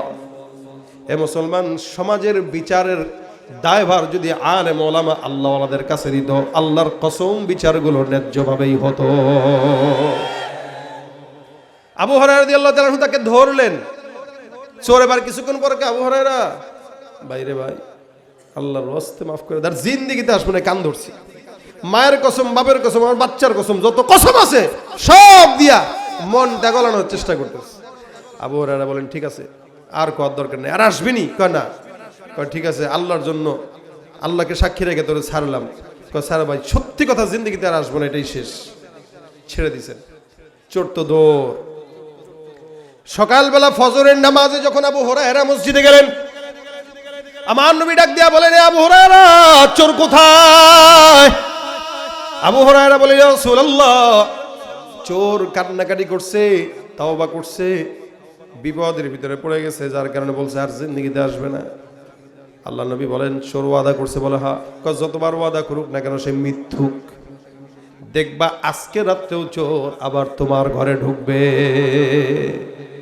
তাহলে এটা নিয়ে কয়দিন হইল?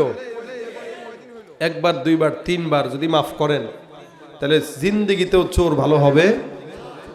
সন্ত্রাসীদেরকে একবার, দুইবার, তিনবার মাফ করলে ভালো হবে। এই জন্য যখন যেটা বিচার করা দরকার বিচার করে ফেলতে হবে। বিচার দেরি করা মানেই অবস্থা খারাপ। চোরের বিচার যদি প্রথম 2 দিনে করতো তাহলে তৃতীয় দিন আসতো না। নবী বলতেছেন আবার আজকেও আসবে। হুজুর এই যদি আজকে আসে ওরা বানমু, তারপর আপনার কাছে আনবো। রাসূল বলেন, ঠিক আছে, দেখি তুমি কি করতে পারো। রাতের বেলা যখন হয়ে গেল, আবু হুরায়রা নামাজে দাঁড়াইলেন, নামাজ পড়তেছেন, হঠাৎ করে চোর মহোদয় হাজির। চোর ঢুকে গেল ঘরের ভিতরে। আবু হুরায়রা পিছন থেকে দড়ি দিয়ে চোরটাকে বেঁধে ফেললো। সুন্দর করে বলে, এই জায়গায় বসে থাক, কোনো নড়াচড়া করবি না, রাসূলের কাছে আজকে নিতেই হবে তোকে, কারণ 3 দিন লাগাতার হয়ে গেছে তোর ওয়াদা তুই মিস করে। আল্লাহর নবী বলেছেন তুই আসবি, তুই আসলি, আজকে আর তোর কোনো ছাড়াছাড়ি নেই। চোর এবার এক কোণার ভিতরে ঘরের মধ্যে বসে রয়েছে। আবু হুরায়রা রাদিয়াল্লাহু তাআলা আনহু চুপচাপ বসে আছেন, পাহারা দিতেছেন, সকাল হোক খালি। কিছুক্ষণ পর চোর ডাক দিয়া বলে, আবু হুরায়রা, বলে চুপ, কোনো কথা বলবি না, কথা বললেই ভেজাল, দিলে মায়া লেগে যায়, কথা বলবি না, চুপ থাক। কায়া এ আবু হুরায়রা বলে, শোনো, তোমার সাথে আমি অন্য কোনো কথা বলবো না, আমি তোমার একটা জিনিস তোমার আমার ভালো লাগছে, এটা তোমার শিখাইতে চাই। আবু হুরায়রা রাদিয়াল্লাহু তাআলা আনহু বলেন, কি শিখাবি? কোরআনের আয়াতের একটা আমল তোমারে আমি শিখাইতে চাই। সুবহানাল্লাহ ওয়া বিহামদিহি। কে শিখাবে? কে শিখাবে? এবার বুঝেন। আবু হুরায়রা বলে, তুমি আমারে শিখাইবা? চোর বলে, আরে ভাই, চোর হইলো কি, ইমান তো ঠিক আছে। অনেক মানুষ আছে নামাজ কালাম পড়ে না, পর্দা করে না, রোজা রাখে না, হজ করে না, যাকাত দেয় না, কয় ইমান ঠিক আছে। ও তো ইমানই নাই, ঠিক থাকবে কি? চোরে কয়, আবু হুরায়রা পাত্তা দিলেন না, মনে হইলো আমি চোর হইলেও যেটা শিখাবো এটা দামি, এটা আপনি পারেন না। তা আবু হুরায়রা রাদিয়াল্লাহু তাআলা আনহু বলতেছেন, আচ্ছা তাহলে বল শুনি, বল শুনি। চোর মশাই বলতেছেন, শুনেন, শিখবেন তো, শিখবেন তো, তবে শর্ত আছে। বলে, কি শর্ত? শর্ত হইলো আমারে ছেড়ে দিতে হবে। চোরে শর্ত দিল। আরে ভাই চুপ থাকেন না, এদিকে এদিকে চেপে যান, এদিকে চেপে যান, ওই যে ওনারা দাঁড়ানোর এদিকে চেপে যান, ওনারা বসতে পারতেছেন। এই কত দিব, কত দিব? রফিক কোথায়? আমি ছেড়ে দিব, বেশিক্ষণ না। না না, চলে আসবে, মানুষ চলে আসবে। অনিশ্চয়তা বল করা যাবে। আমি 12টা পর্যন্ত টাইম নিয়ে বসে ফেলছি তো। এদিকে এদিকে বসেন, এদিকে বসেন।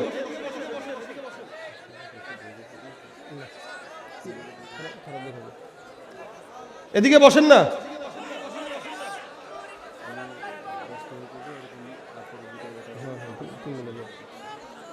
বসছেন, এদিকে বসেন, এদিকে বসেন ভাই, পরিবেশটা করেন। ঠিক ছিল তো এতক্ষণ, দাঁড়াইলেন কেন আবার? আর বেটা চুপ থাক সালা। এই সব শব্দ, আওয়াজ ছাড়া, আওয়াজ ছাড়া, আমার দিকে তাকান, আমার দিকে তাকান। আল্লাহু আকবার। সবাই হাতটা তুলেন তো, লিল্লাহে তাকবীর। কষ্ট হইতেছে? মুতে ধরছে, প্রস্রাব ধরছে, পেট ব্যথা করে? চলবে আলহামদুলিল্লাহ। বেশিক্ষণ চলবে না, আমি ছেড়ে দেবো আস্তে ধীরে, টেনশনের কোনো কারণ নাই।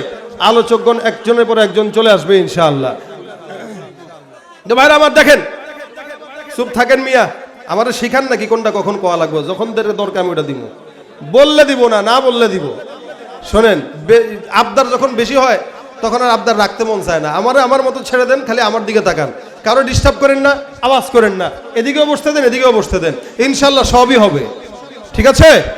এই যে কথা কয় না, সব হবে। আমার দিকে তাকান, ওদিকে না। এই যে এই পাশে এখনো আওয়াজ করতেছে, আমি কোনো আওয়াজ শুনতে চাই না। মনিটর আমার দিকে দেন, মনিটর আমার দিকে দেন, মনিটর আমার দিকে দেন। হ্যাঁ, মনিটর আলোচকের দিকে দেন, মনিটর ঘুরাই দেন, ঘুরাই দেন, হ্যাঁ ঘুরাই দেন, ঘুরাই দেন। ঠিক আছে। তা বলছিলাম ভাই, তিনবার লাগাতার কে আসলো? চোর আসলো। এখন আবু হুরায়রা রাদিয়াল্লাহু তাআলা আনহু বলতেছেন যে তুমি আর আসবা? আমি আশা না, আমি আপনারা যেটা শিখাবো এটা এমন দামি জিনিস, এটা এমন দামি জিনিস, এটা যদি আপনি না শিখেন আপনার জিন্দেগি বরবাদ। কয় তাহলে শিখলে কি হবে? শিখলে আমার ছেড়ে দিতে হবে। আবু হুরায়রা এটা কি ধরনের শর্ত দিলা? এত বড় একটা চোর 3বার আসলা, রাসূল সাল্লাল্লাহু আলাইহি ওয়াসাল্লাম বলছে তার কাছে নিতে, এরপরে তুমি আবার বলতেছো তোমার ছাড়তে হবে। এখন আবু হুরায়রা রাদিয়াল্লাহু তাআলা মিলাইতেছেন যে চোরকে ধরে রেখে ফায়দা কি আর ছেড়ে দিলে ফায়দা কি। আমরা হইলে কি করতাম, যেহেতু টাকা দরকার, টাকাটা আগে নেই, আর নয়তো চোরে রেখে লাভ কি, টাকা নিয়ে পরে চোর ছেড়ে দেই। আর আবু হুরায়রা চিন্তা করলেন এই চোরকে ধরে রেখে কোনো ফায়দা নেই, বরং চোর যেটা শিখাইতে চাই এটা শিখে তারা ছেড়ে দেই। আবু হুরায়রা বলেন ঠিক আছে, তাহলে তোমার ছাড়বো, তুমি বলো কি শিখাইবা। তো চোর মহোদয় মোটামুটি আবু হুরায়রা রাদিয়াল্লাহু তাআলা আনহুর কাছে আয়াতুল কুরসির শুরু থেকে শেষ পর্যন্ত তেলাওয়াত করে শোনায় দিলেন। সুবহানাল্লাহ। যেই চোর আয়াতুল কুরসি পারে বুঝতে হবে এই চোর শিক্ষিত চোর। কথা কয় না? ওরা কি শিক্ষিত শয়তান। আছে না একদল, শিক্ষা সব আছে, এরপরে মানুষ হইতে পারে নাই। কেন জানেন? কারণ শিক্ষা আছে, সুশিক্ষা নাই। সুশিক্ষা না থাকলে মানুষ মানুষ হতে পারে না, মানুষ তখন জানোয়ারের চাইতেও খারাপ হয়। কথা ঠিক কিনা বলেন? সুশিক্ষা এই জন্য দরকার আছে না নাই? প্রত্যেকটা জায়গাতে সুশিক্ষা দরকার। সুশিক্ষা না থাকলে মানুষকে মানুষ বলা যায়। আবু হুরায়রা রাদিয়াল্লাহু তাআলা আনহু বলেন, ঠিক আছে তুমি আমারে যেটা শিখাইছো এটা তো আমি জানলাম, আপনারা কি আয়াতুল কুরসি পারেন? আলহামদুলিল্লাহ, যারা মোটামুটি মাদ্রাসায় পড়ছেন বা উলামা ইকরামদের সাথে সম্পর্ক রাখেন তারা পারেন, কিন্তু অসংখ্য বান্দা আছে। আমি সেদিন একটা ইউটিউবের ভিডিওতে দেখলাম, এক আল্লাহর বান্দারে প্রশ্ন করতেছে, ভাই ফজরের নামাজ কয় রাকাত? এ বলতেছে কি মাথা চুলকায়, কয় ফজরের নামাজ ফজরের নামাজ ফজরের নামাজ তো মনে ছিল, একটু ভুলে গেছি, একটু বলে দেন, খালি একটু ধারণা দেন। ফজরের নামাজ 4 রাকাত, এতটুকু আল্লাহর বান্দা জানে না। বুঝেন কোন কোয়ালিটির ইমানদার। এই টাইপের লোক আমাদের এই সমাজে অসংখ্য আছে, যারা মুসলমান দাবি করে সূরা ফাতিহাটা বোম মারলেও পারে না, স্টেজে উঠা আউযু বিল্লাহি মিনাশ শাইতানির রাজিম বিসমিল্লাহির রহমানির রহিম। আছে না নাই? এগুলা দুনিয়ার সব বুঝে, রাজনীতি বুঝে, মানুষ হত্যা বুঝে, পিড়াপিড়ি বুঝে, সন্ত্রাসী বুঝে, দুর্নীতি বুঝে। আল্লাহর কোরআন যারা বুঝে না তারা মানুষের কাতারে পড়তে পারে না। এই জন্য মানুষ হইলে কোরআন শেখা দরকার আছে না নাই? হযরত আবু হুরায়রা বলেন, ঠিক আছে যেটা বলছো আয়াতুল কুরসি, এটা কি হয় পড়লে? চোরমশাই বলে, শুনেন আবু হুরায়রা, কোন ইমানদার মুমিন বান্দা যদি আয়াতুল কুরসি পাঠ করে, আমার আল্লাহ পাক রব্বুল আলামিন ওই বান্দাকে সকালবেলা কেউ যদি পাঠ করে, রাতের বেলা কেউ যদি পাঠ করে, সকালে ফজরের পর রাতের বেলা ঘুমানোর আগে কোন মুমিন যদি আয়াতুল কুরসি তেলাওয়াত করে, আল্লাহ পাক রব্বুল আলামিন রাতের বেলা বললে রাত থেকে সকাল পর্যন্ত ওই বান্দাকে যত প্রকার শয়তানের ওয়াসওয়াসা আছে সব থেকে আল্লাহ পাক রব্বুল আলামিন হেফাজত করবেন। আবার যদি সকালবেলা পাঠ করে তো সকাল থেকে সন্ধ্যা পর্যন্ত যত কিছু শয়তানি ওয়াসওয়াসা আর শয়তানের আক্রমণ সব কিছু থেকে হেফাজত করবেন কে? কে করবেন? আল্লাহ করবেন। সকালে পড়লে রাত পর্যন্ত, রাত্রে পড়লে সকাল পর্যন্ত, হেফাজতের দায়িত্ব কার হাতে? আবু হুরায়রা বলেন, মাশা আল্লাহ, তুই তো আমার ভালো জিনিস শিখাইলি রে, এটা তো আমি জানতাম না চোর মশাই। আমি জানি তো, এটা আপনি জানবেন না, কারণ এই জ্ঞান আমার আছে, অন্য কারো নাই। আপনি আজকে থেকে টাইল দিবেন, দেখবেন আল্লাহ পাক আপনাকে আয়াতুল কুরসির বদৌলতে সমস্ত শয়তানের ওয়াসওয়াসা থেকে হেফাজত করবে। এটা বলে চোর বিদায় নিয়ে চলে গেল। সকালবেলা ফজরের নামাজের সময় মসজিদে নববীতে আখেরি পয়গম্বরের কাছে দেখা। আবু হুরায়রা রাদিয়াল্লাহু তাআলা আনহু ডাক দিয়া বলেন, ইয়া রাসূলুল্লাহ, আমি যে আসলাম খালি হাতে। পয়গম্বর বলেন, চোর কোথায়? আল্লাহর নবীর সাহাবী বলে, ইয়া রাসূলুল্লাহ, বিশাল বড় কাহিনী ঘটে গেল। রাতের বেলা যখন চোরকে ধরলাম, বেঁধে রাখলাম, আপনার কাছে নিয়ে আসবো বলে, কিন্তু চোরটা আমাকে ডাক দিয়া বলে, আবু হুরায়রা, আমি তোমাকে এমন একটা আমল শিখাবো যে আমলটা তুমি পারো না, বিনিময়ে তুমি আমাকে ছেড়ে দিবা, পয়গম্বরের কাছে নিবা না, ওয়াদা দাও। আমি চোরের সঙ্গে ওয়াদাবদ্ধ হলাম, চোরকে ছেড়ে দেওয়ার উসিলায় তাই আমার থেকে সে আমাকে একটা আয়াত শিখায় দিল। এই আয়াতটা কি বলে? আয়াতুল কুরসি। পাঠ করে চোরটা শেষ করলো। তারপরে চোর আমাকে বলল, কোন ইমানদার মুমিন বান্দা যদি আয়াতুল কুরসি তেলাওয়াত করে, আল্লাহ পাক রব্বুল আলামিন সকালবেলা তেলাওয়াত করলে সারা দিন, রাতের বেলা তেলাওয়াত করলে সারা রাত, আমার আল্লাহ পাক ওই বান্দাকে শয়তান জিন্নাতের সব অনিষ্টতা থেকে হেফাজত করবে। রাসূল সাল্লাল্লাহু আলাইহি ওয়াসাল্লাম বলেন, ইন্নাহু ক্বাদ সাদাকাকা ফাহুয়া কাযুব। এই চোর যেটা তোমাকে শিখাইছে এটা সত্য বলেছে। কি বলেছে? জোরে বলেন সুবহানাল্লাহ। চোরের এলেমের স্বীকারোক্তি নবী নিজে দিচ্ছেন। ইন্নাহু ক্বাদ সাদাকাক, চোর অবশ্যই সত্য বলেছে। ফাহুয়া কাযুব, তবে সে মিথ্যাবাদী, সে সত্যবাদী না। আল্লাহ রাসূল সাল্লাল্লাহু আলাইহি ওয়াসাল্লাম যখন বললেন চোর বলেছে সত্য, কিন্তু সে কি? সে কি? মিথ্যাবাদী। আবু হুরায়রা ডাক দিয়া বলেন, ইয়া রাসূলুল্লাহ, প্রথম দিন যখন আসলো আপনি বললেন সে আবার আসবে, সে আবার আসলো। দ্বিতীয় দিন সে আসলো, তৃতীয় দিন আবার আপনি বললেন আবার আসবে, তৃতীয় দিনও সে আসলো। আবার আপনি বলতেছেন সে যা শিখিয়েছে তা সত্য, এটাও ঠিক। আবার আপনি বলছেন সে মিথ্যাবাদী, এটাও ঠিক। হুজুর, আপনি এত কিছু জানেন, চোরটা কি আপনার পরিচিত কেউ? প্রশ্নটা কি দেখছেন? হুজুর, চোরটা আপনার পরিচিত বা চিনা পরিচিত এমন কেউ? নবী করিম সাল্লাল্লাহু আলাইহি ওয়াসাল্লাম বলেন, হ্যাঁ, এই চোরকে আমি ভালো করে চিনি। আমাদের দেশে চুরি হলে অনেকে জিজ্ঞাসা করে না, ভাই কোন বাড়ির, কোন গ্রামের, কার পোলা, কার বাপ? আবু হুরায়রা বলেন, তাহলে কে কে? রাসূল সাল্লাল্লাহু আলাইহি ওয়াসাল্লাম ডাক দিয়া বলেন, হ্যাঁ এই লোকটা সে, যাকা শাইতান। আল্লাহ রাসূল সাল্লাল্লাহু আলাইহি ওয়াসাল্লাম বলেন, এ আমার মতো আর তোমার মতো সাধারণ কেউ নয়, মানুষ নয়, সে হলো ইবলিস, শয়তান, যে মানবের সুরতে তোমার কাছ থেকে ওই সদকার মালের অনিষ্ট করার জন্য বারবার তোমার ঘরে আসছে, কিন্তু তুমি ধরে ফেলেছো। যখন সে বুঝতে পারলো যে আমি নবীর কাছে আসলে ধরা খাবে, তখন সে তোমাকে তার দুর্বল জায়গা যেটা ওইটার এলেম শিখায়া দিয়া তারপর বিদায় হয়েছে। সে কে ছিল? সে কে ছিল? আবু হুরায়রা বলেন, একটা চোর যখন শিক্ষা দেয় যে আয়াতুল কুরসি এটা দামি, এটা পড়লে জিন্নাত শয়তানের ওয়াসওয়াসা থেকে বাঁচা যায়, তাহলে বুঝতে হবে যেহেতু শয়তান এটা শিখাইছে, তার মানে শয়তানের দুর্বল জায়গা এটা। আপনি আয়াতুল কুরসি পড়বেন তো শয়তান বিদায় হয়ে যাবে।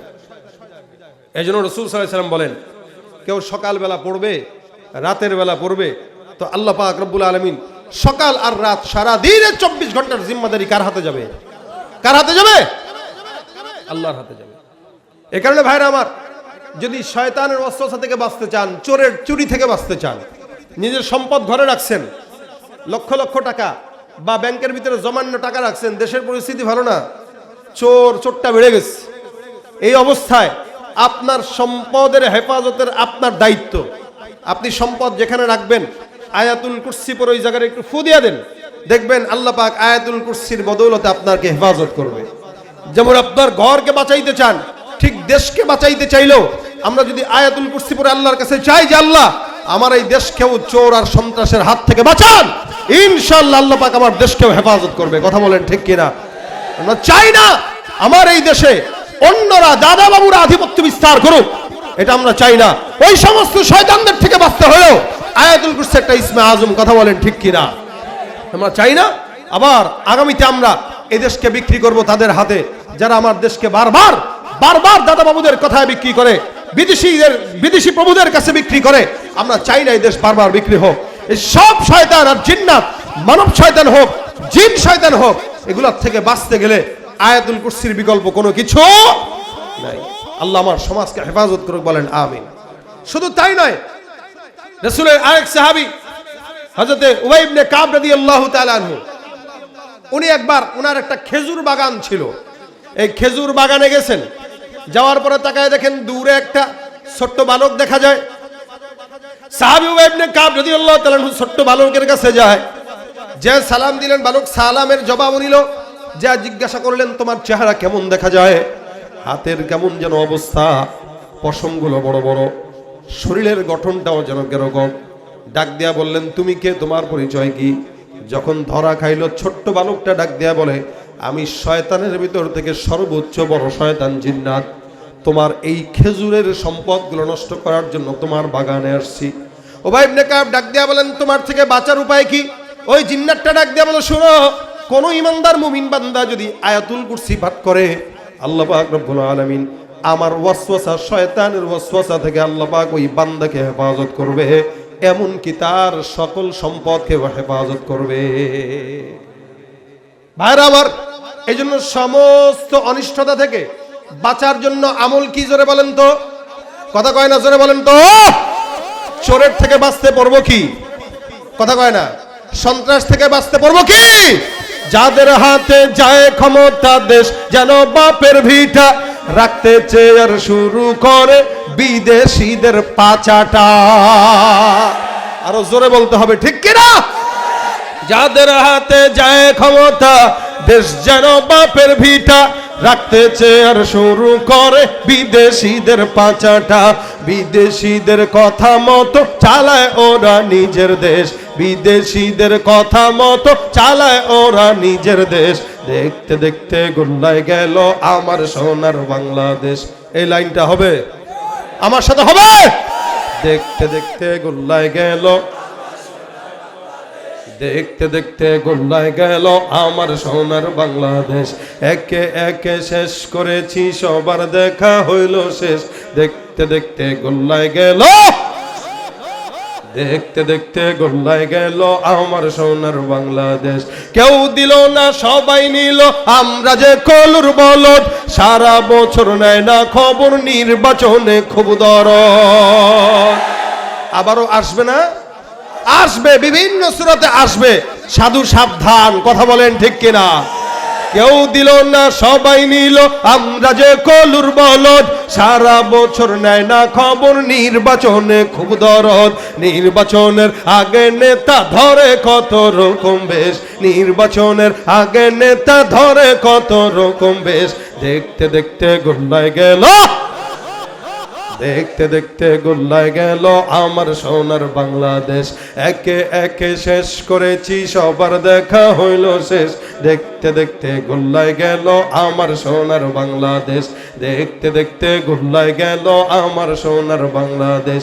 মুসলমানের দেশটা মোদের আছে খাতা কলমে, দোষের দোষী যে বাজারে শাস্তি পায় যে আলেমে। আরে মুসলমানের দেশটা মোদের আছে খাতা কলমে, দোষের দোষী যে বাজারে শাস্তি পায় যে আলেমে। ওরা ইসলাম বেচেই ক্ষমতাটা পাকাপোক্ত করে বেশ, ইসলাম বেচেই ক্ষমতাটা পাকাপোক্ত করে বেশ। দেখতে দেখতে গোল্লায় গেল, দেখতে দেখতে গোল্লায় গেল আমার সোনার বাংলাদেশ। একে একে শেষ করেছি, সবার দেখা হইল শেষ। দেখতে দেখতে গোল্লায় গেল আমার সোনার বাংলাদেশ। ঠিক কিনা? যে দেশের মাটি থেকে গন্ধ আসে ওই কালেমার, সে দেশের আকাশ ছুঁয়ে রয়ে দাঁড়িয়ে কত মিনার। যে দেশের মাটি থেকে গন্ধ আসে ওই কালেমার, সে দেশের আকাশ ছুঁয়ে রয়ে দাঁড়িয়ে কত মিনার।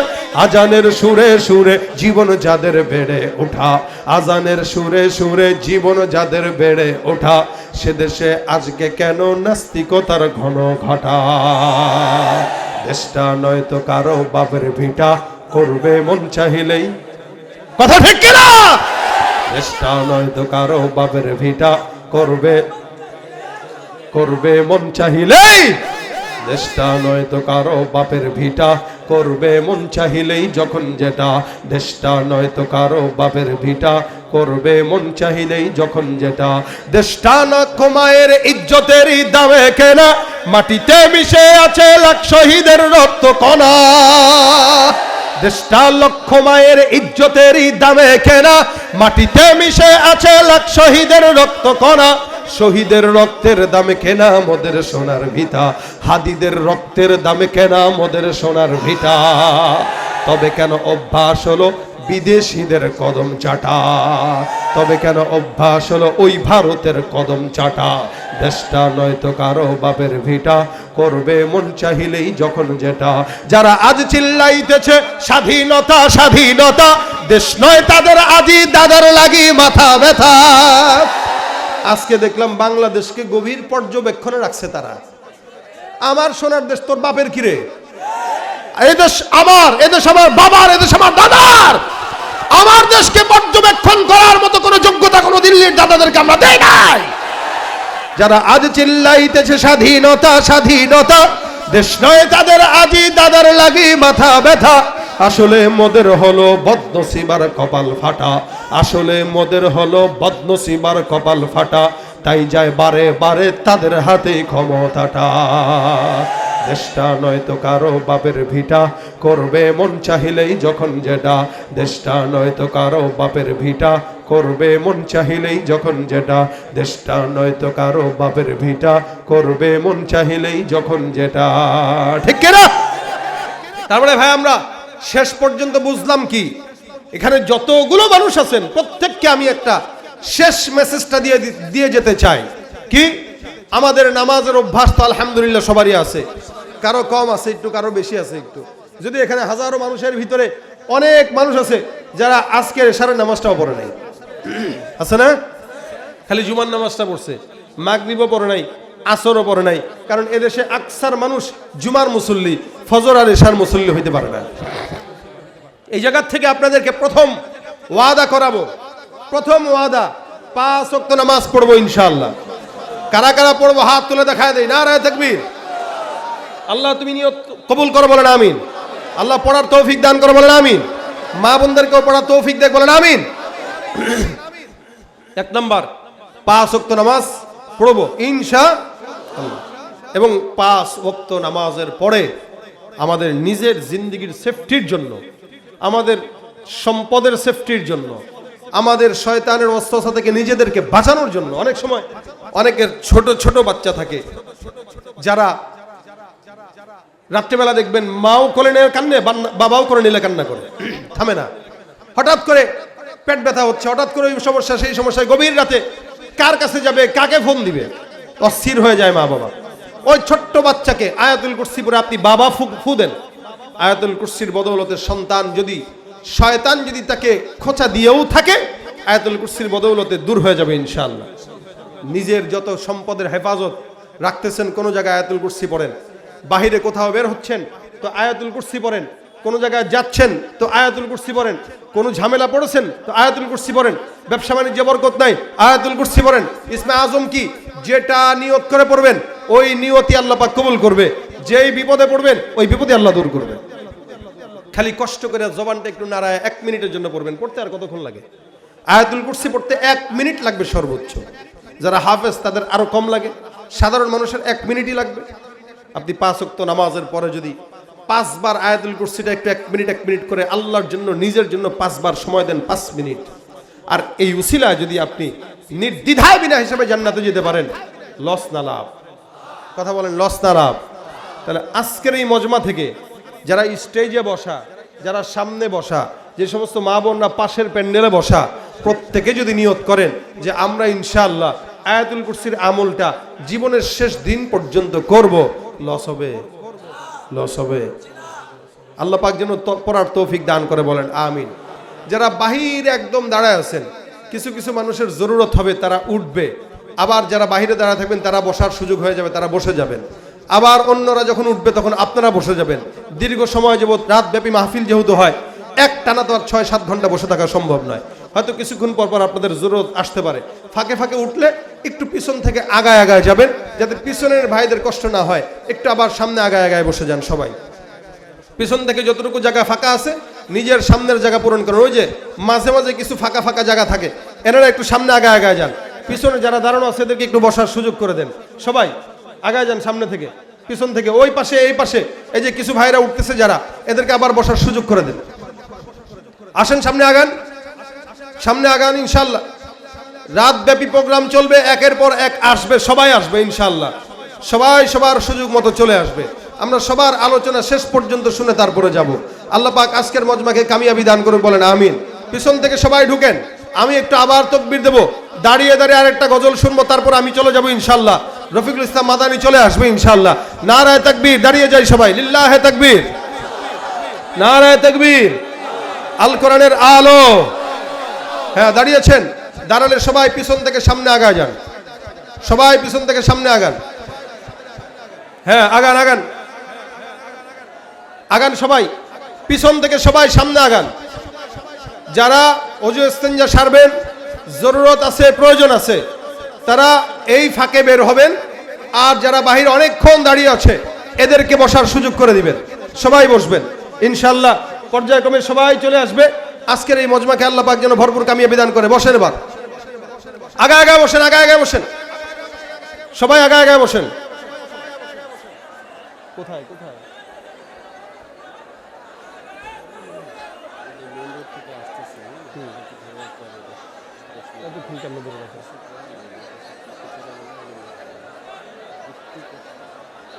আরে ভাই বসেন, হ্যাঁ বসেন, সবাই বসেন, বসে যান, বসে যান, বসেন বসেন। আলহামদুলিল্লাহ, আপনারা গজল প্রেমিক মানুষ, গজল শোনাবো, বসেন, সবাই বসেন, হ্যাঁ সবাই বসেন। অনেকে আমাকে মেসেজ দিয়েছে যে আপনাদের গজলগুলো চর্চা করতে চাই, পাই না। আপনার বইটা থাকলে নিয়ে আসেন, সমস্যা নাই, গাড়িতেও রাখা আছে। যারা সংগ্রহ করতে চান, বাউলদের বিরুদ্ধে আমাদের ইসলামী সংস্কৃতির এই জিহাদ চলতেছে। একসময় মানুষ গান বাজনা শুনতো, এখন আলহামদুলিল্লাহ গজল শুনে, কি বলেন ঠিক না? আমরা গাবো ইনশাআল্লাহ। বসেন, সবাই বসে যান, ওই যে দাঁড়ায় আছে এখনো, বসেন, হ্যাঁ বসেন, সমস্যা নাই, গাড়িতে রাখা আছে, সংগ্রহ করতে পারবেন, তবে বসেন, উঠাউঠি কেউ করবেন না, এখনো পিছনে বসে না, গজল হবে বেশি না, 2টা গাবো, 2টা, তারপর আমি ছেড়ে দিব। কারণ বই গাড়িতে রাখা আছে, সমস্যা নাই, স্টেজে আনা যাবে না, ওখানে আছে। যারা ওদিকে যাবেন তারা ওদিক থেকে নিয়ে নিন। এতগুলো মানুষ এখানে আপনারা আছেন, এলোমেলো করলে যে ধোঁয়া উঠতেছে, এই ধুলাগুলো উঠতেছে, এগুলো ক্ষতিকর, আমাদের কথা বলার জন্য ক্ষতিকর। বসে যান সবাই, বসে যান। আওয়াজ দিয়ে আমার সঙ্গে একটা নাতে রাসূল গাবেন ইনশাআল্লাহ। রাজি আছেন? ইশকে নবী, আওয়াজ দিয়া ইশকে নবী। মাইকের আওয়াজটা বাড়ান, মনিটর বাড়ান, ভোকাল বাড়ান, আউটপুট বাড়ান, সব বাড়ান। নবী, আওয়াজ হয় নাই, আওয়াজ আরো 3 গুণ বেশি হইতে হবে। ইশকে নবী, একবার এ পাশে, একবার এ পাশে। এ আমার এই মাইক থেকে নিয়ে এ পাশের, এই জন্য বলবেন ইশকে নবী।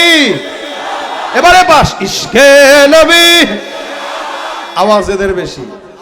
ইশকে নবী, ইশকে নবী, সবাই ইশকে নবী, ইশকে নবী, ইশকে নবী জিন্দাবাদ, ইশকে নবী জিন্দাবাদ। আমার মনের ভুবন জুড়ে উঠলো যখন চাঁদ, তারার মিছিল কোরাস ধরে বলল মুহাম্মদ। আমার মনের ভুবন জুড়ে উঠলো যখন চাঁদ, তারার মিছিল কোরাস ধরে বলল মুহাম্মদ। ঝিঝির দোলেও দুরুদ সুরে নামলো খুশি রাত দুপুরে, ঝিঝির দোলেও দুরুদ সুরে নামলো খুশি রাত দুপুরে। সেই খুশিতে জাগলো ধরা, চললো ক্ষমার পরম্পরা। মনের আকাশ আনলো মনে দূর মদিনার চাঁদ। ইশকে নবী, ইশকে নবী, ইশকে নবী জিন্দাবাদ, ইশকে নবী, ইশকে নবী, ইশকে নবী জিন্দাবাদ। ইশকে নবী, ইশকে নবী, ইশকে নবী, ইশকে নবী জিন্দাবাদ। লিল্লাহে তাকবীর। সবাই বসে যাবেন, গজল হবে রক্ত কণায় দফায় দফায় উঠে শিহরণ। মুহাম্মাদের নামের সুরে গায় পাখি যখন, আকুল সুরে শিল্পী কবি গাইলে প্রেমের নাতে নবী। আকুল সুরে শিল্পী কবি গাইলে প্রেমের নাতে নবী। মন হয়ে যায় পাগল পারা, নামায় দু চোখ অশ্রু ধারা। দিল পরিবেশ দুরুদ সুরে চায় দিদারের স্বাদ। ইশকে নবী, ইশকে নবী, ইশকে নবী জিন্দাবাদ। ইশকে নবী, ইশকে নবী, ইশকে নবী জিন্দাবাদ। ইশকে নবী, ইশকে নবী, ইশকে নবী, ইশকে নবী জিন্দাবাদ। ইশকে নবী, লিল্লাহে তাকবীর। আল্লাহ পাক আজকের মজমাকে কবুল করুক, বলেন আমিন। কি মন শান্তি হয়েছে দেখা? হয়েছে? বললাম না যে সব বক্তা সময় মতো চলে আসবে, কোনো ভয় আছে? রফিকুল ইসলাম মাদানিও আসছে, আবুল কালাম আজাদ বাশার সাহেবও আসবে, নুরুল ইসলাম মৌলপুরি সাহেবও চলে আসছে। মাশাআল্লাহ, সব চলে আসছে। আজকের মজমা আল্লাহ কবুল করুক, আমিন। আমা তৌফিক ইল্লা বিল্লাহ। আসসালামু আলাইকুম ওয়া রাহমাতুল্লাহি ওয়া বারাকাতুহু। অনেকক্ষণ মায়ের গজলটা একটু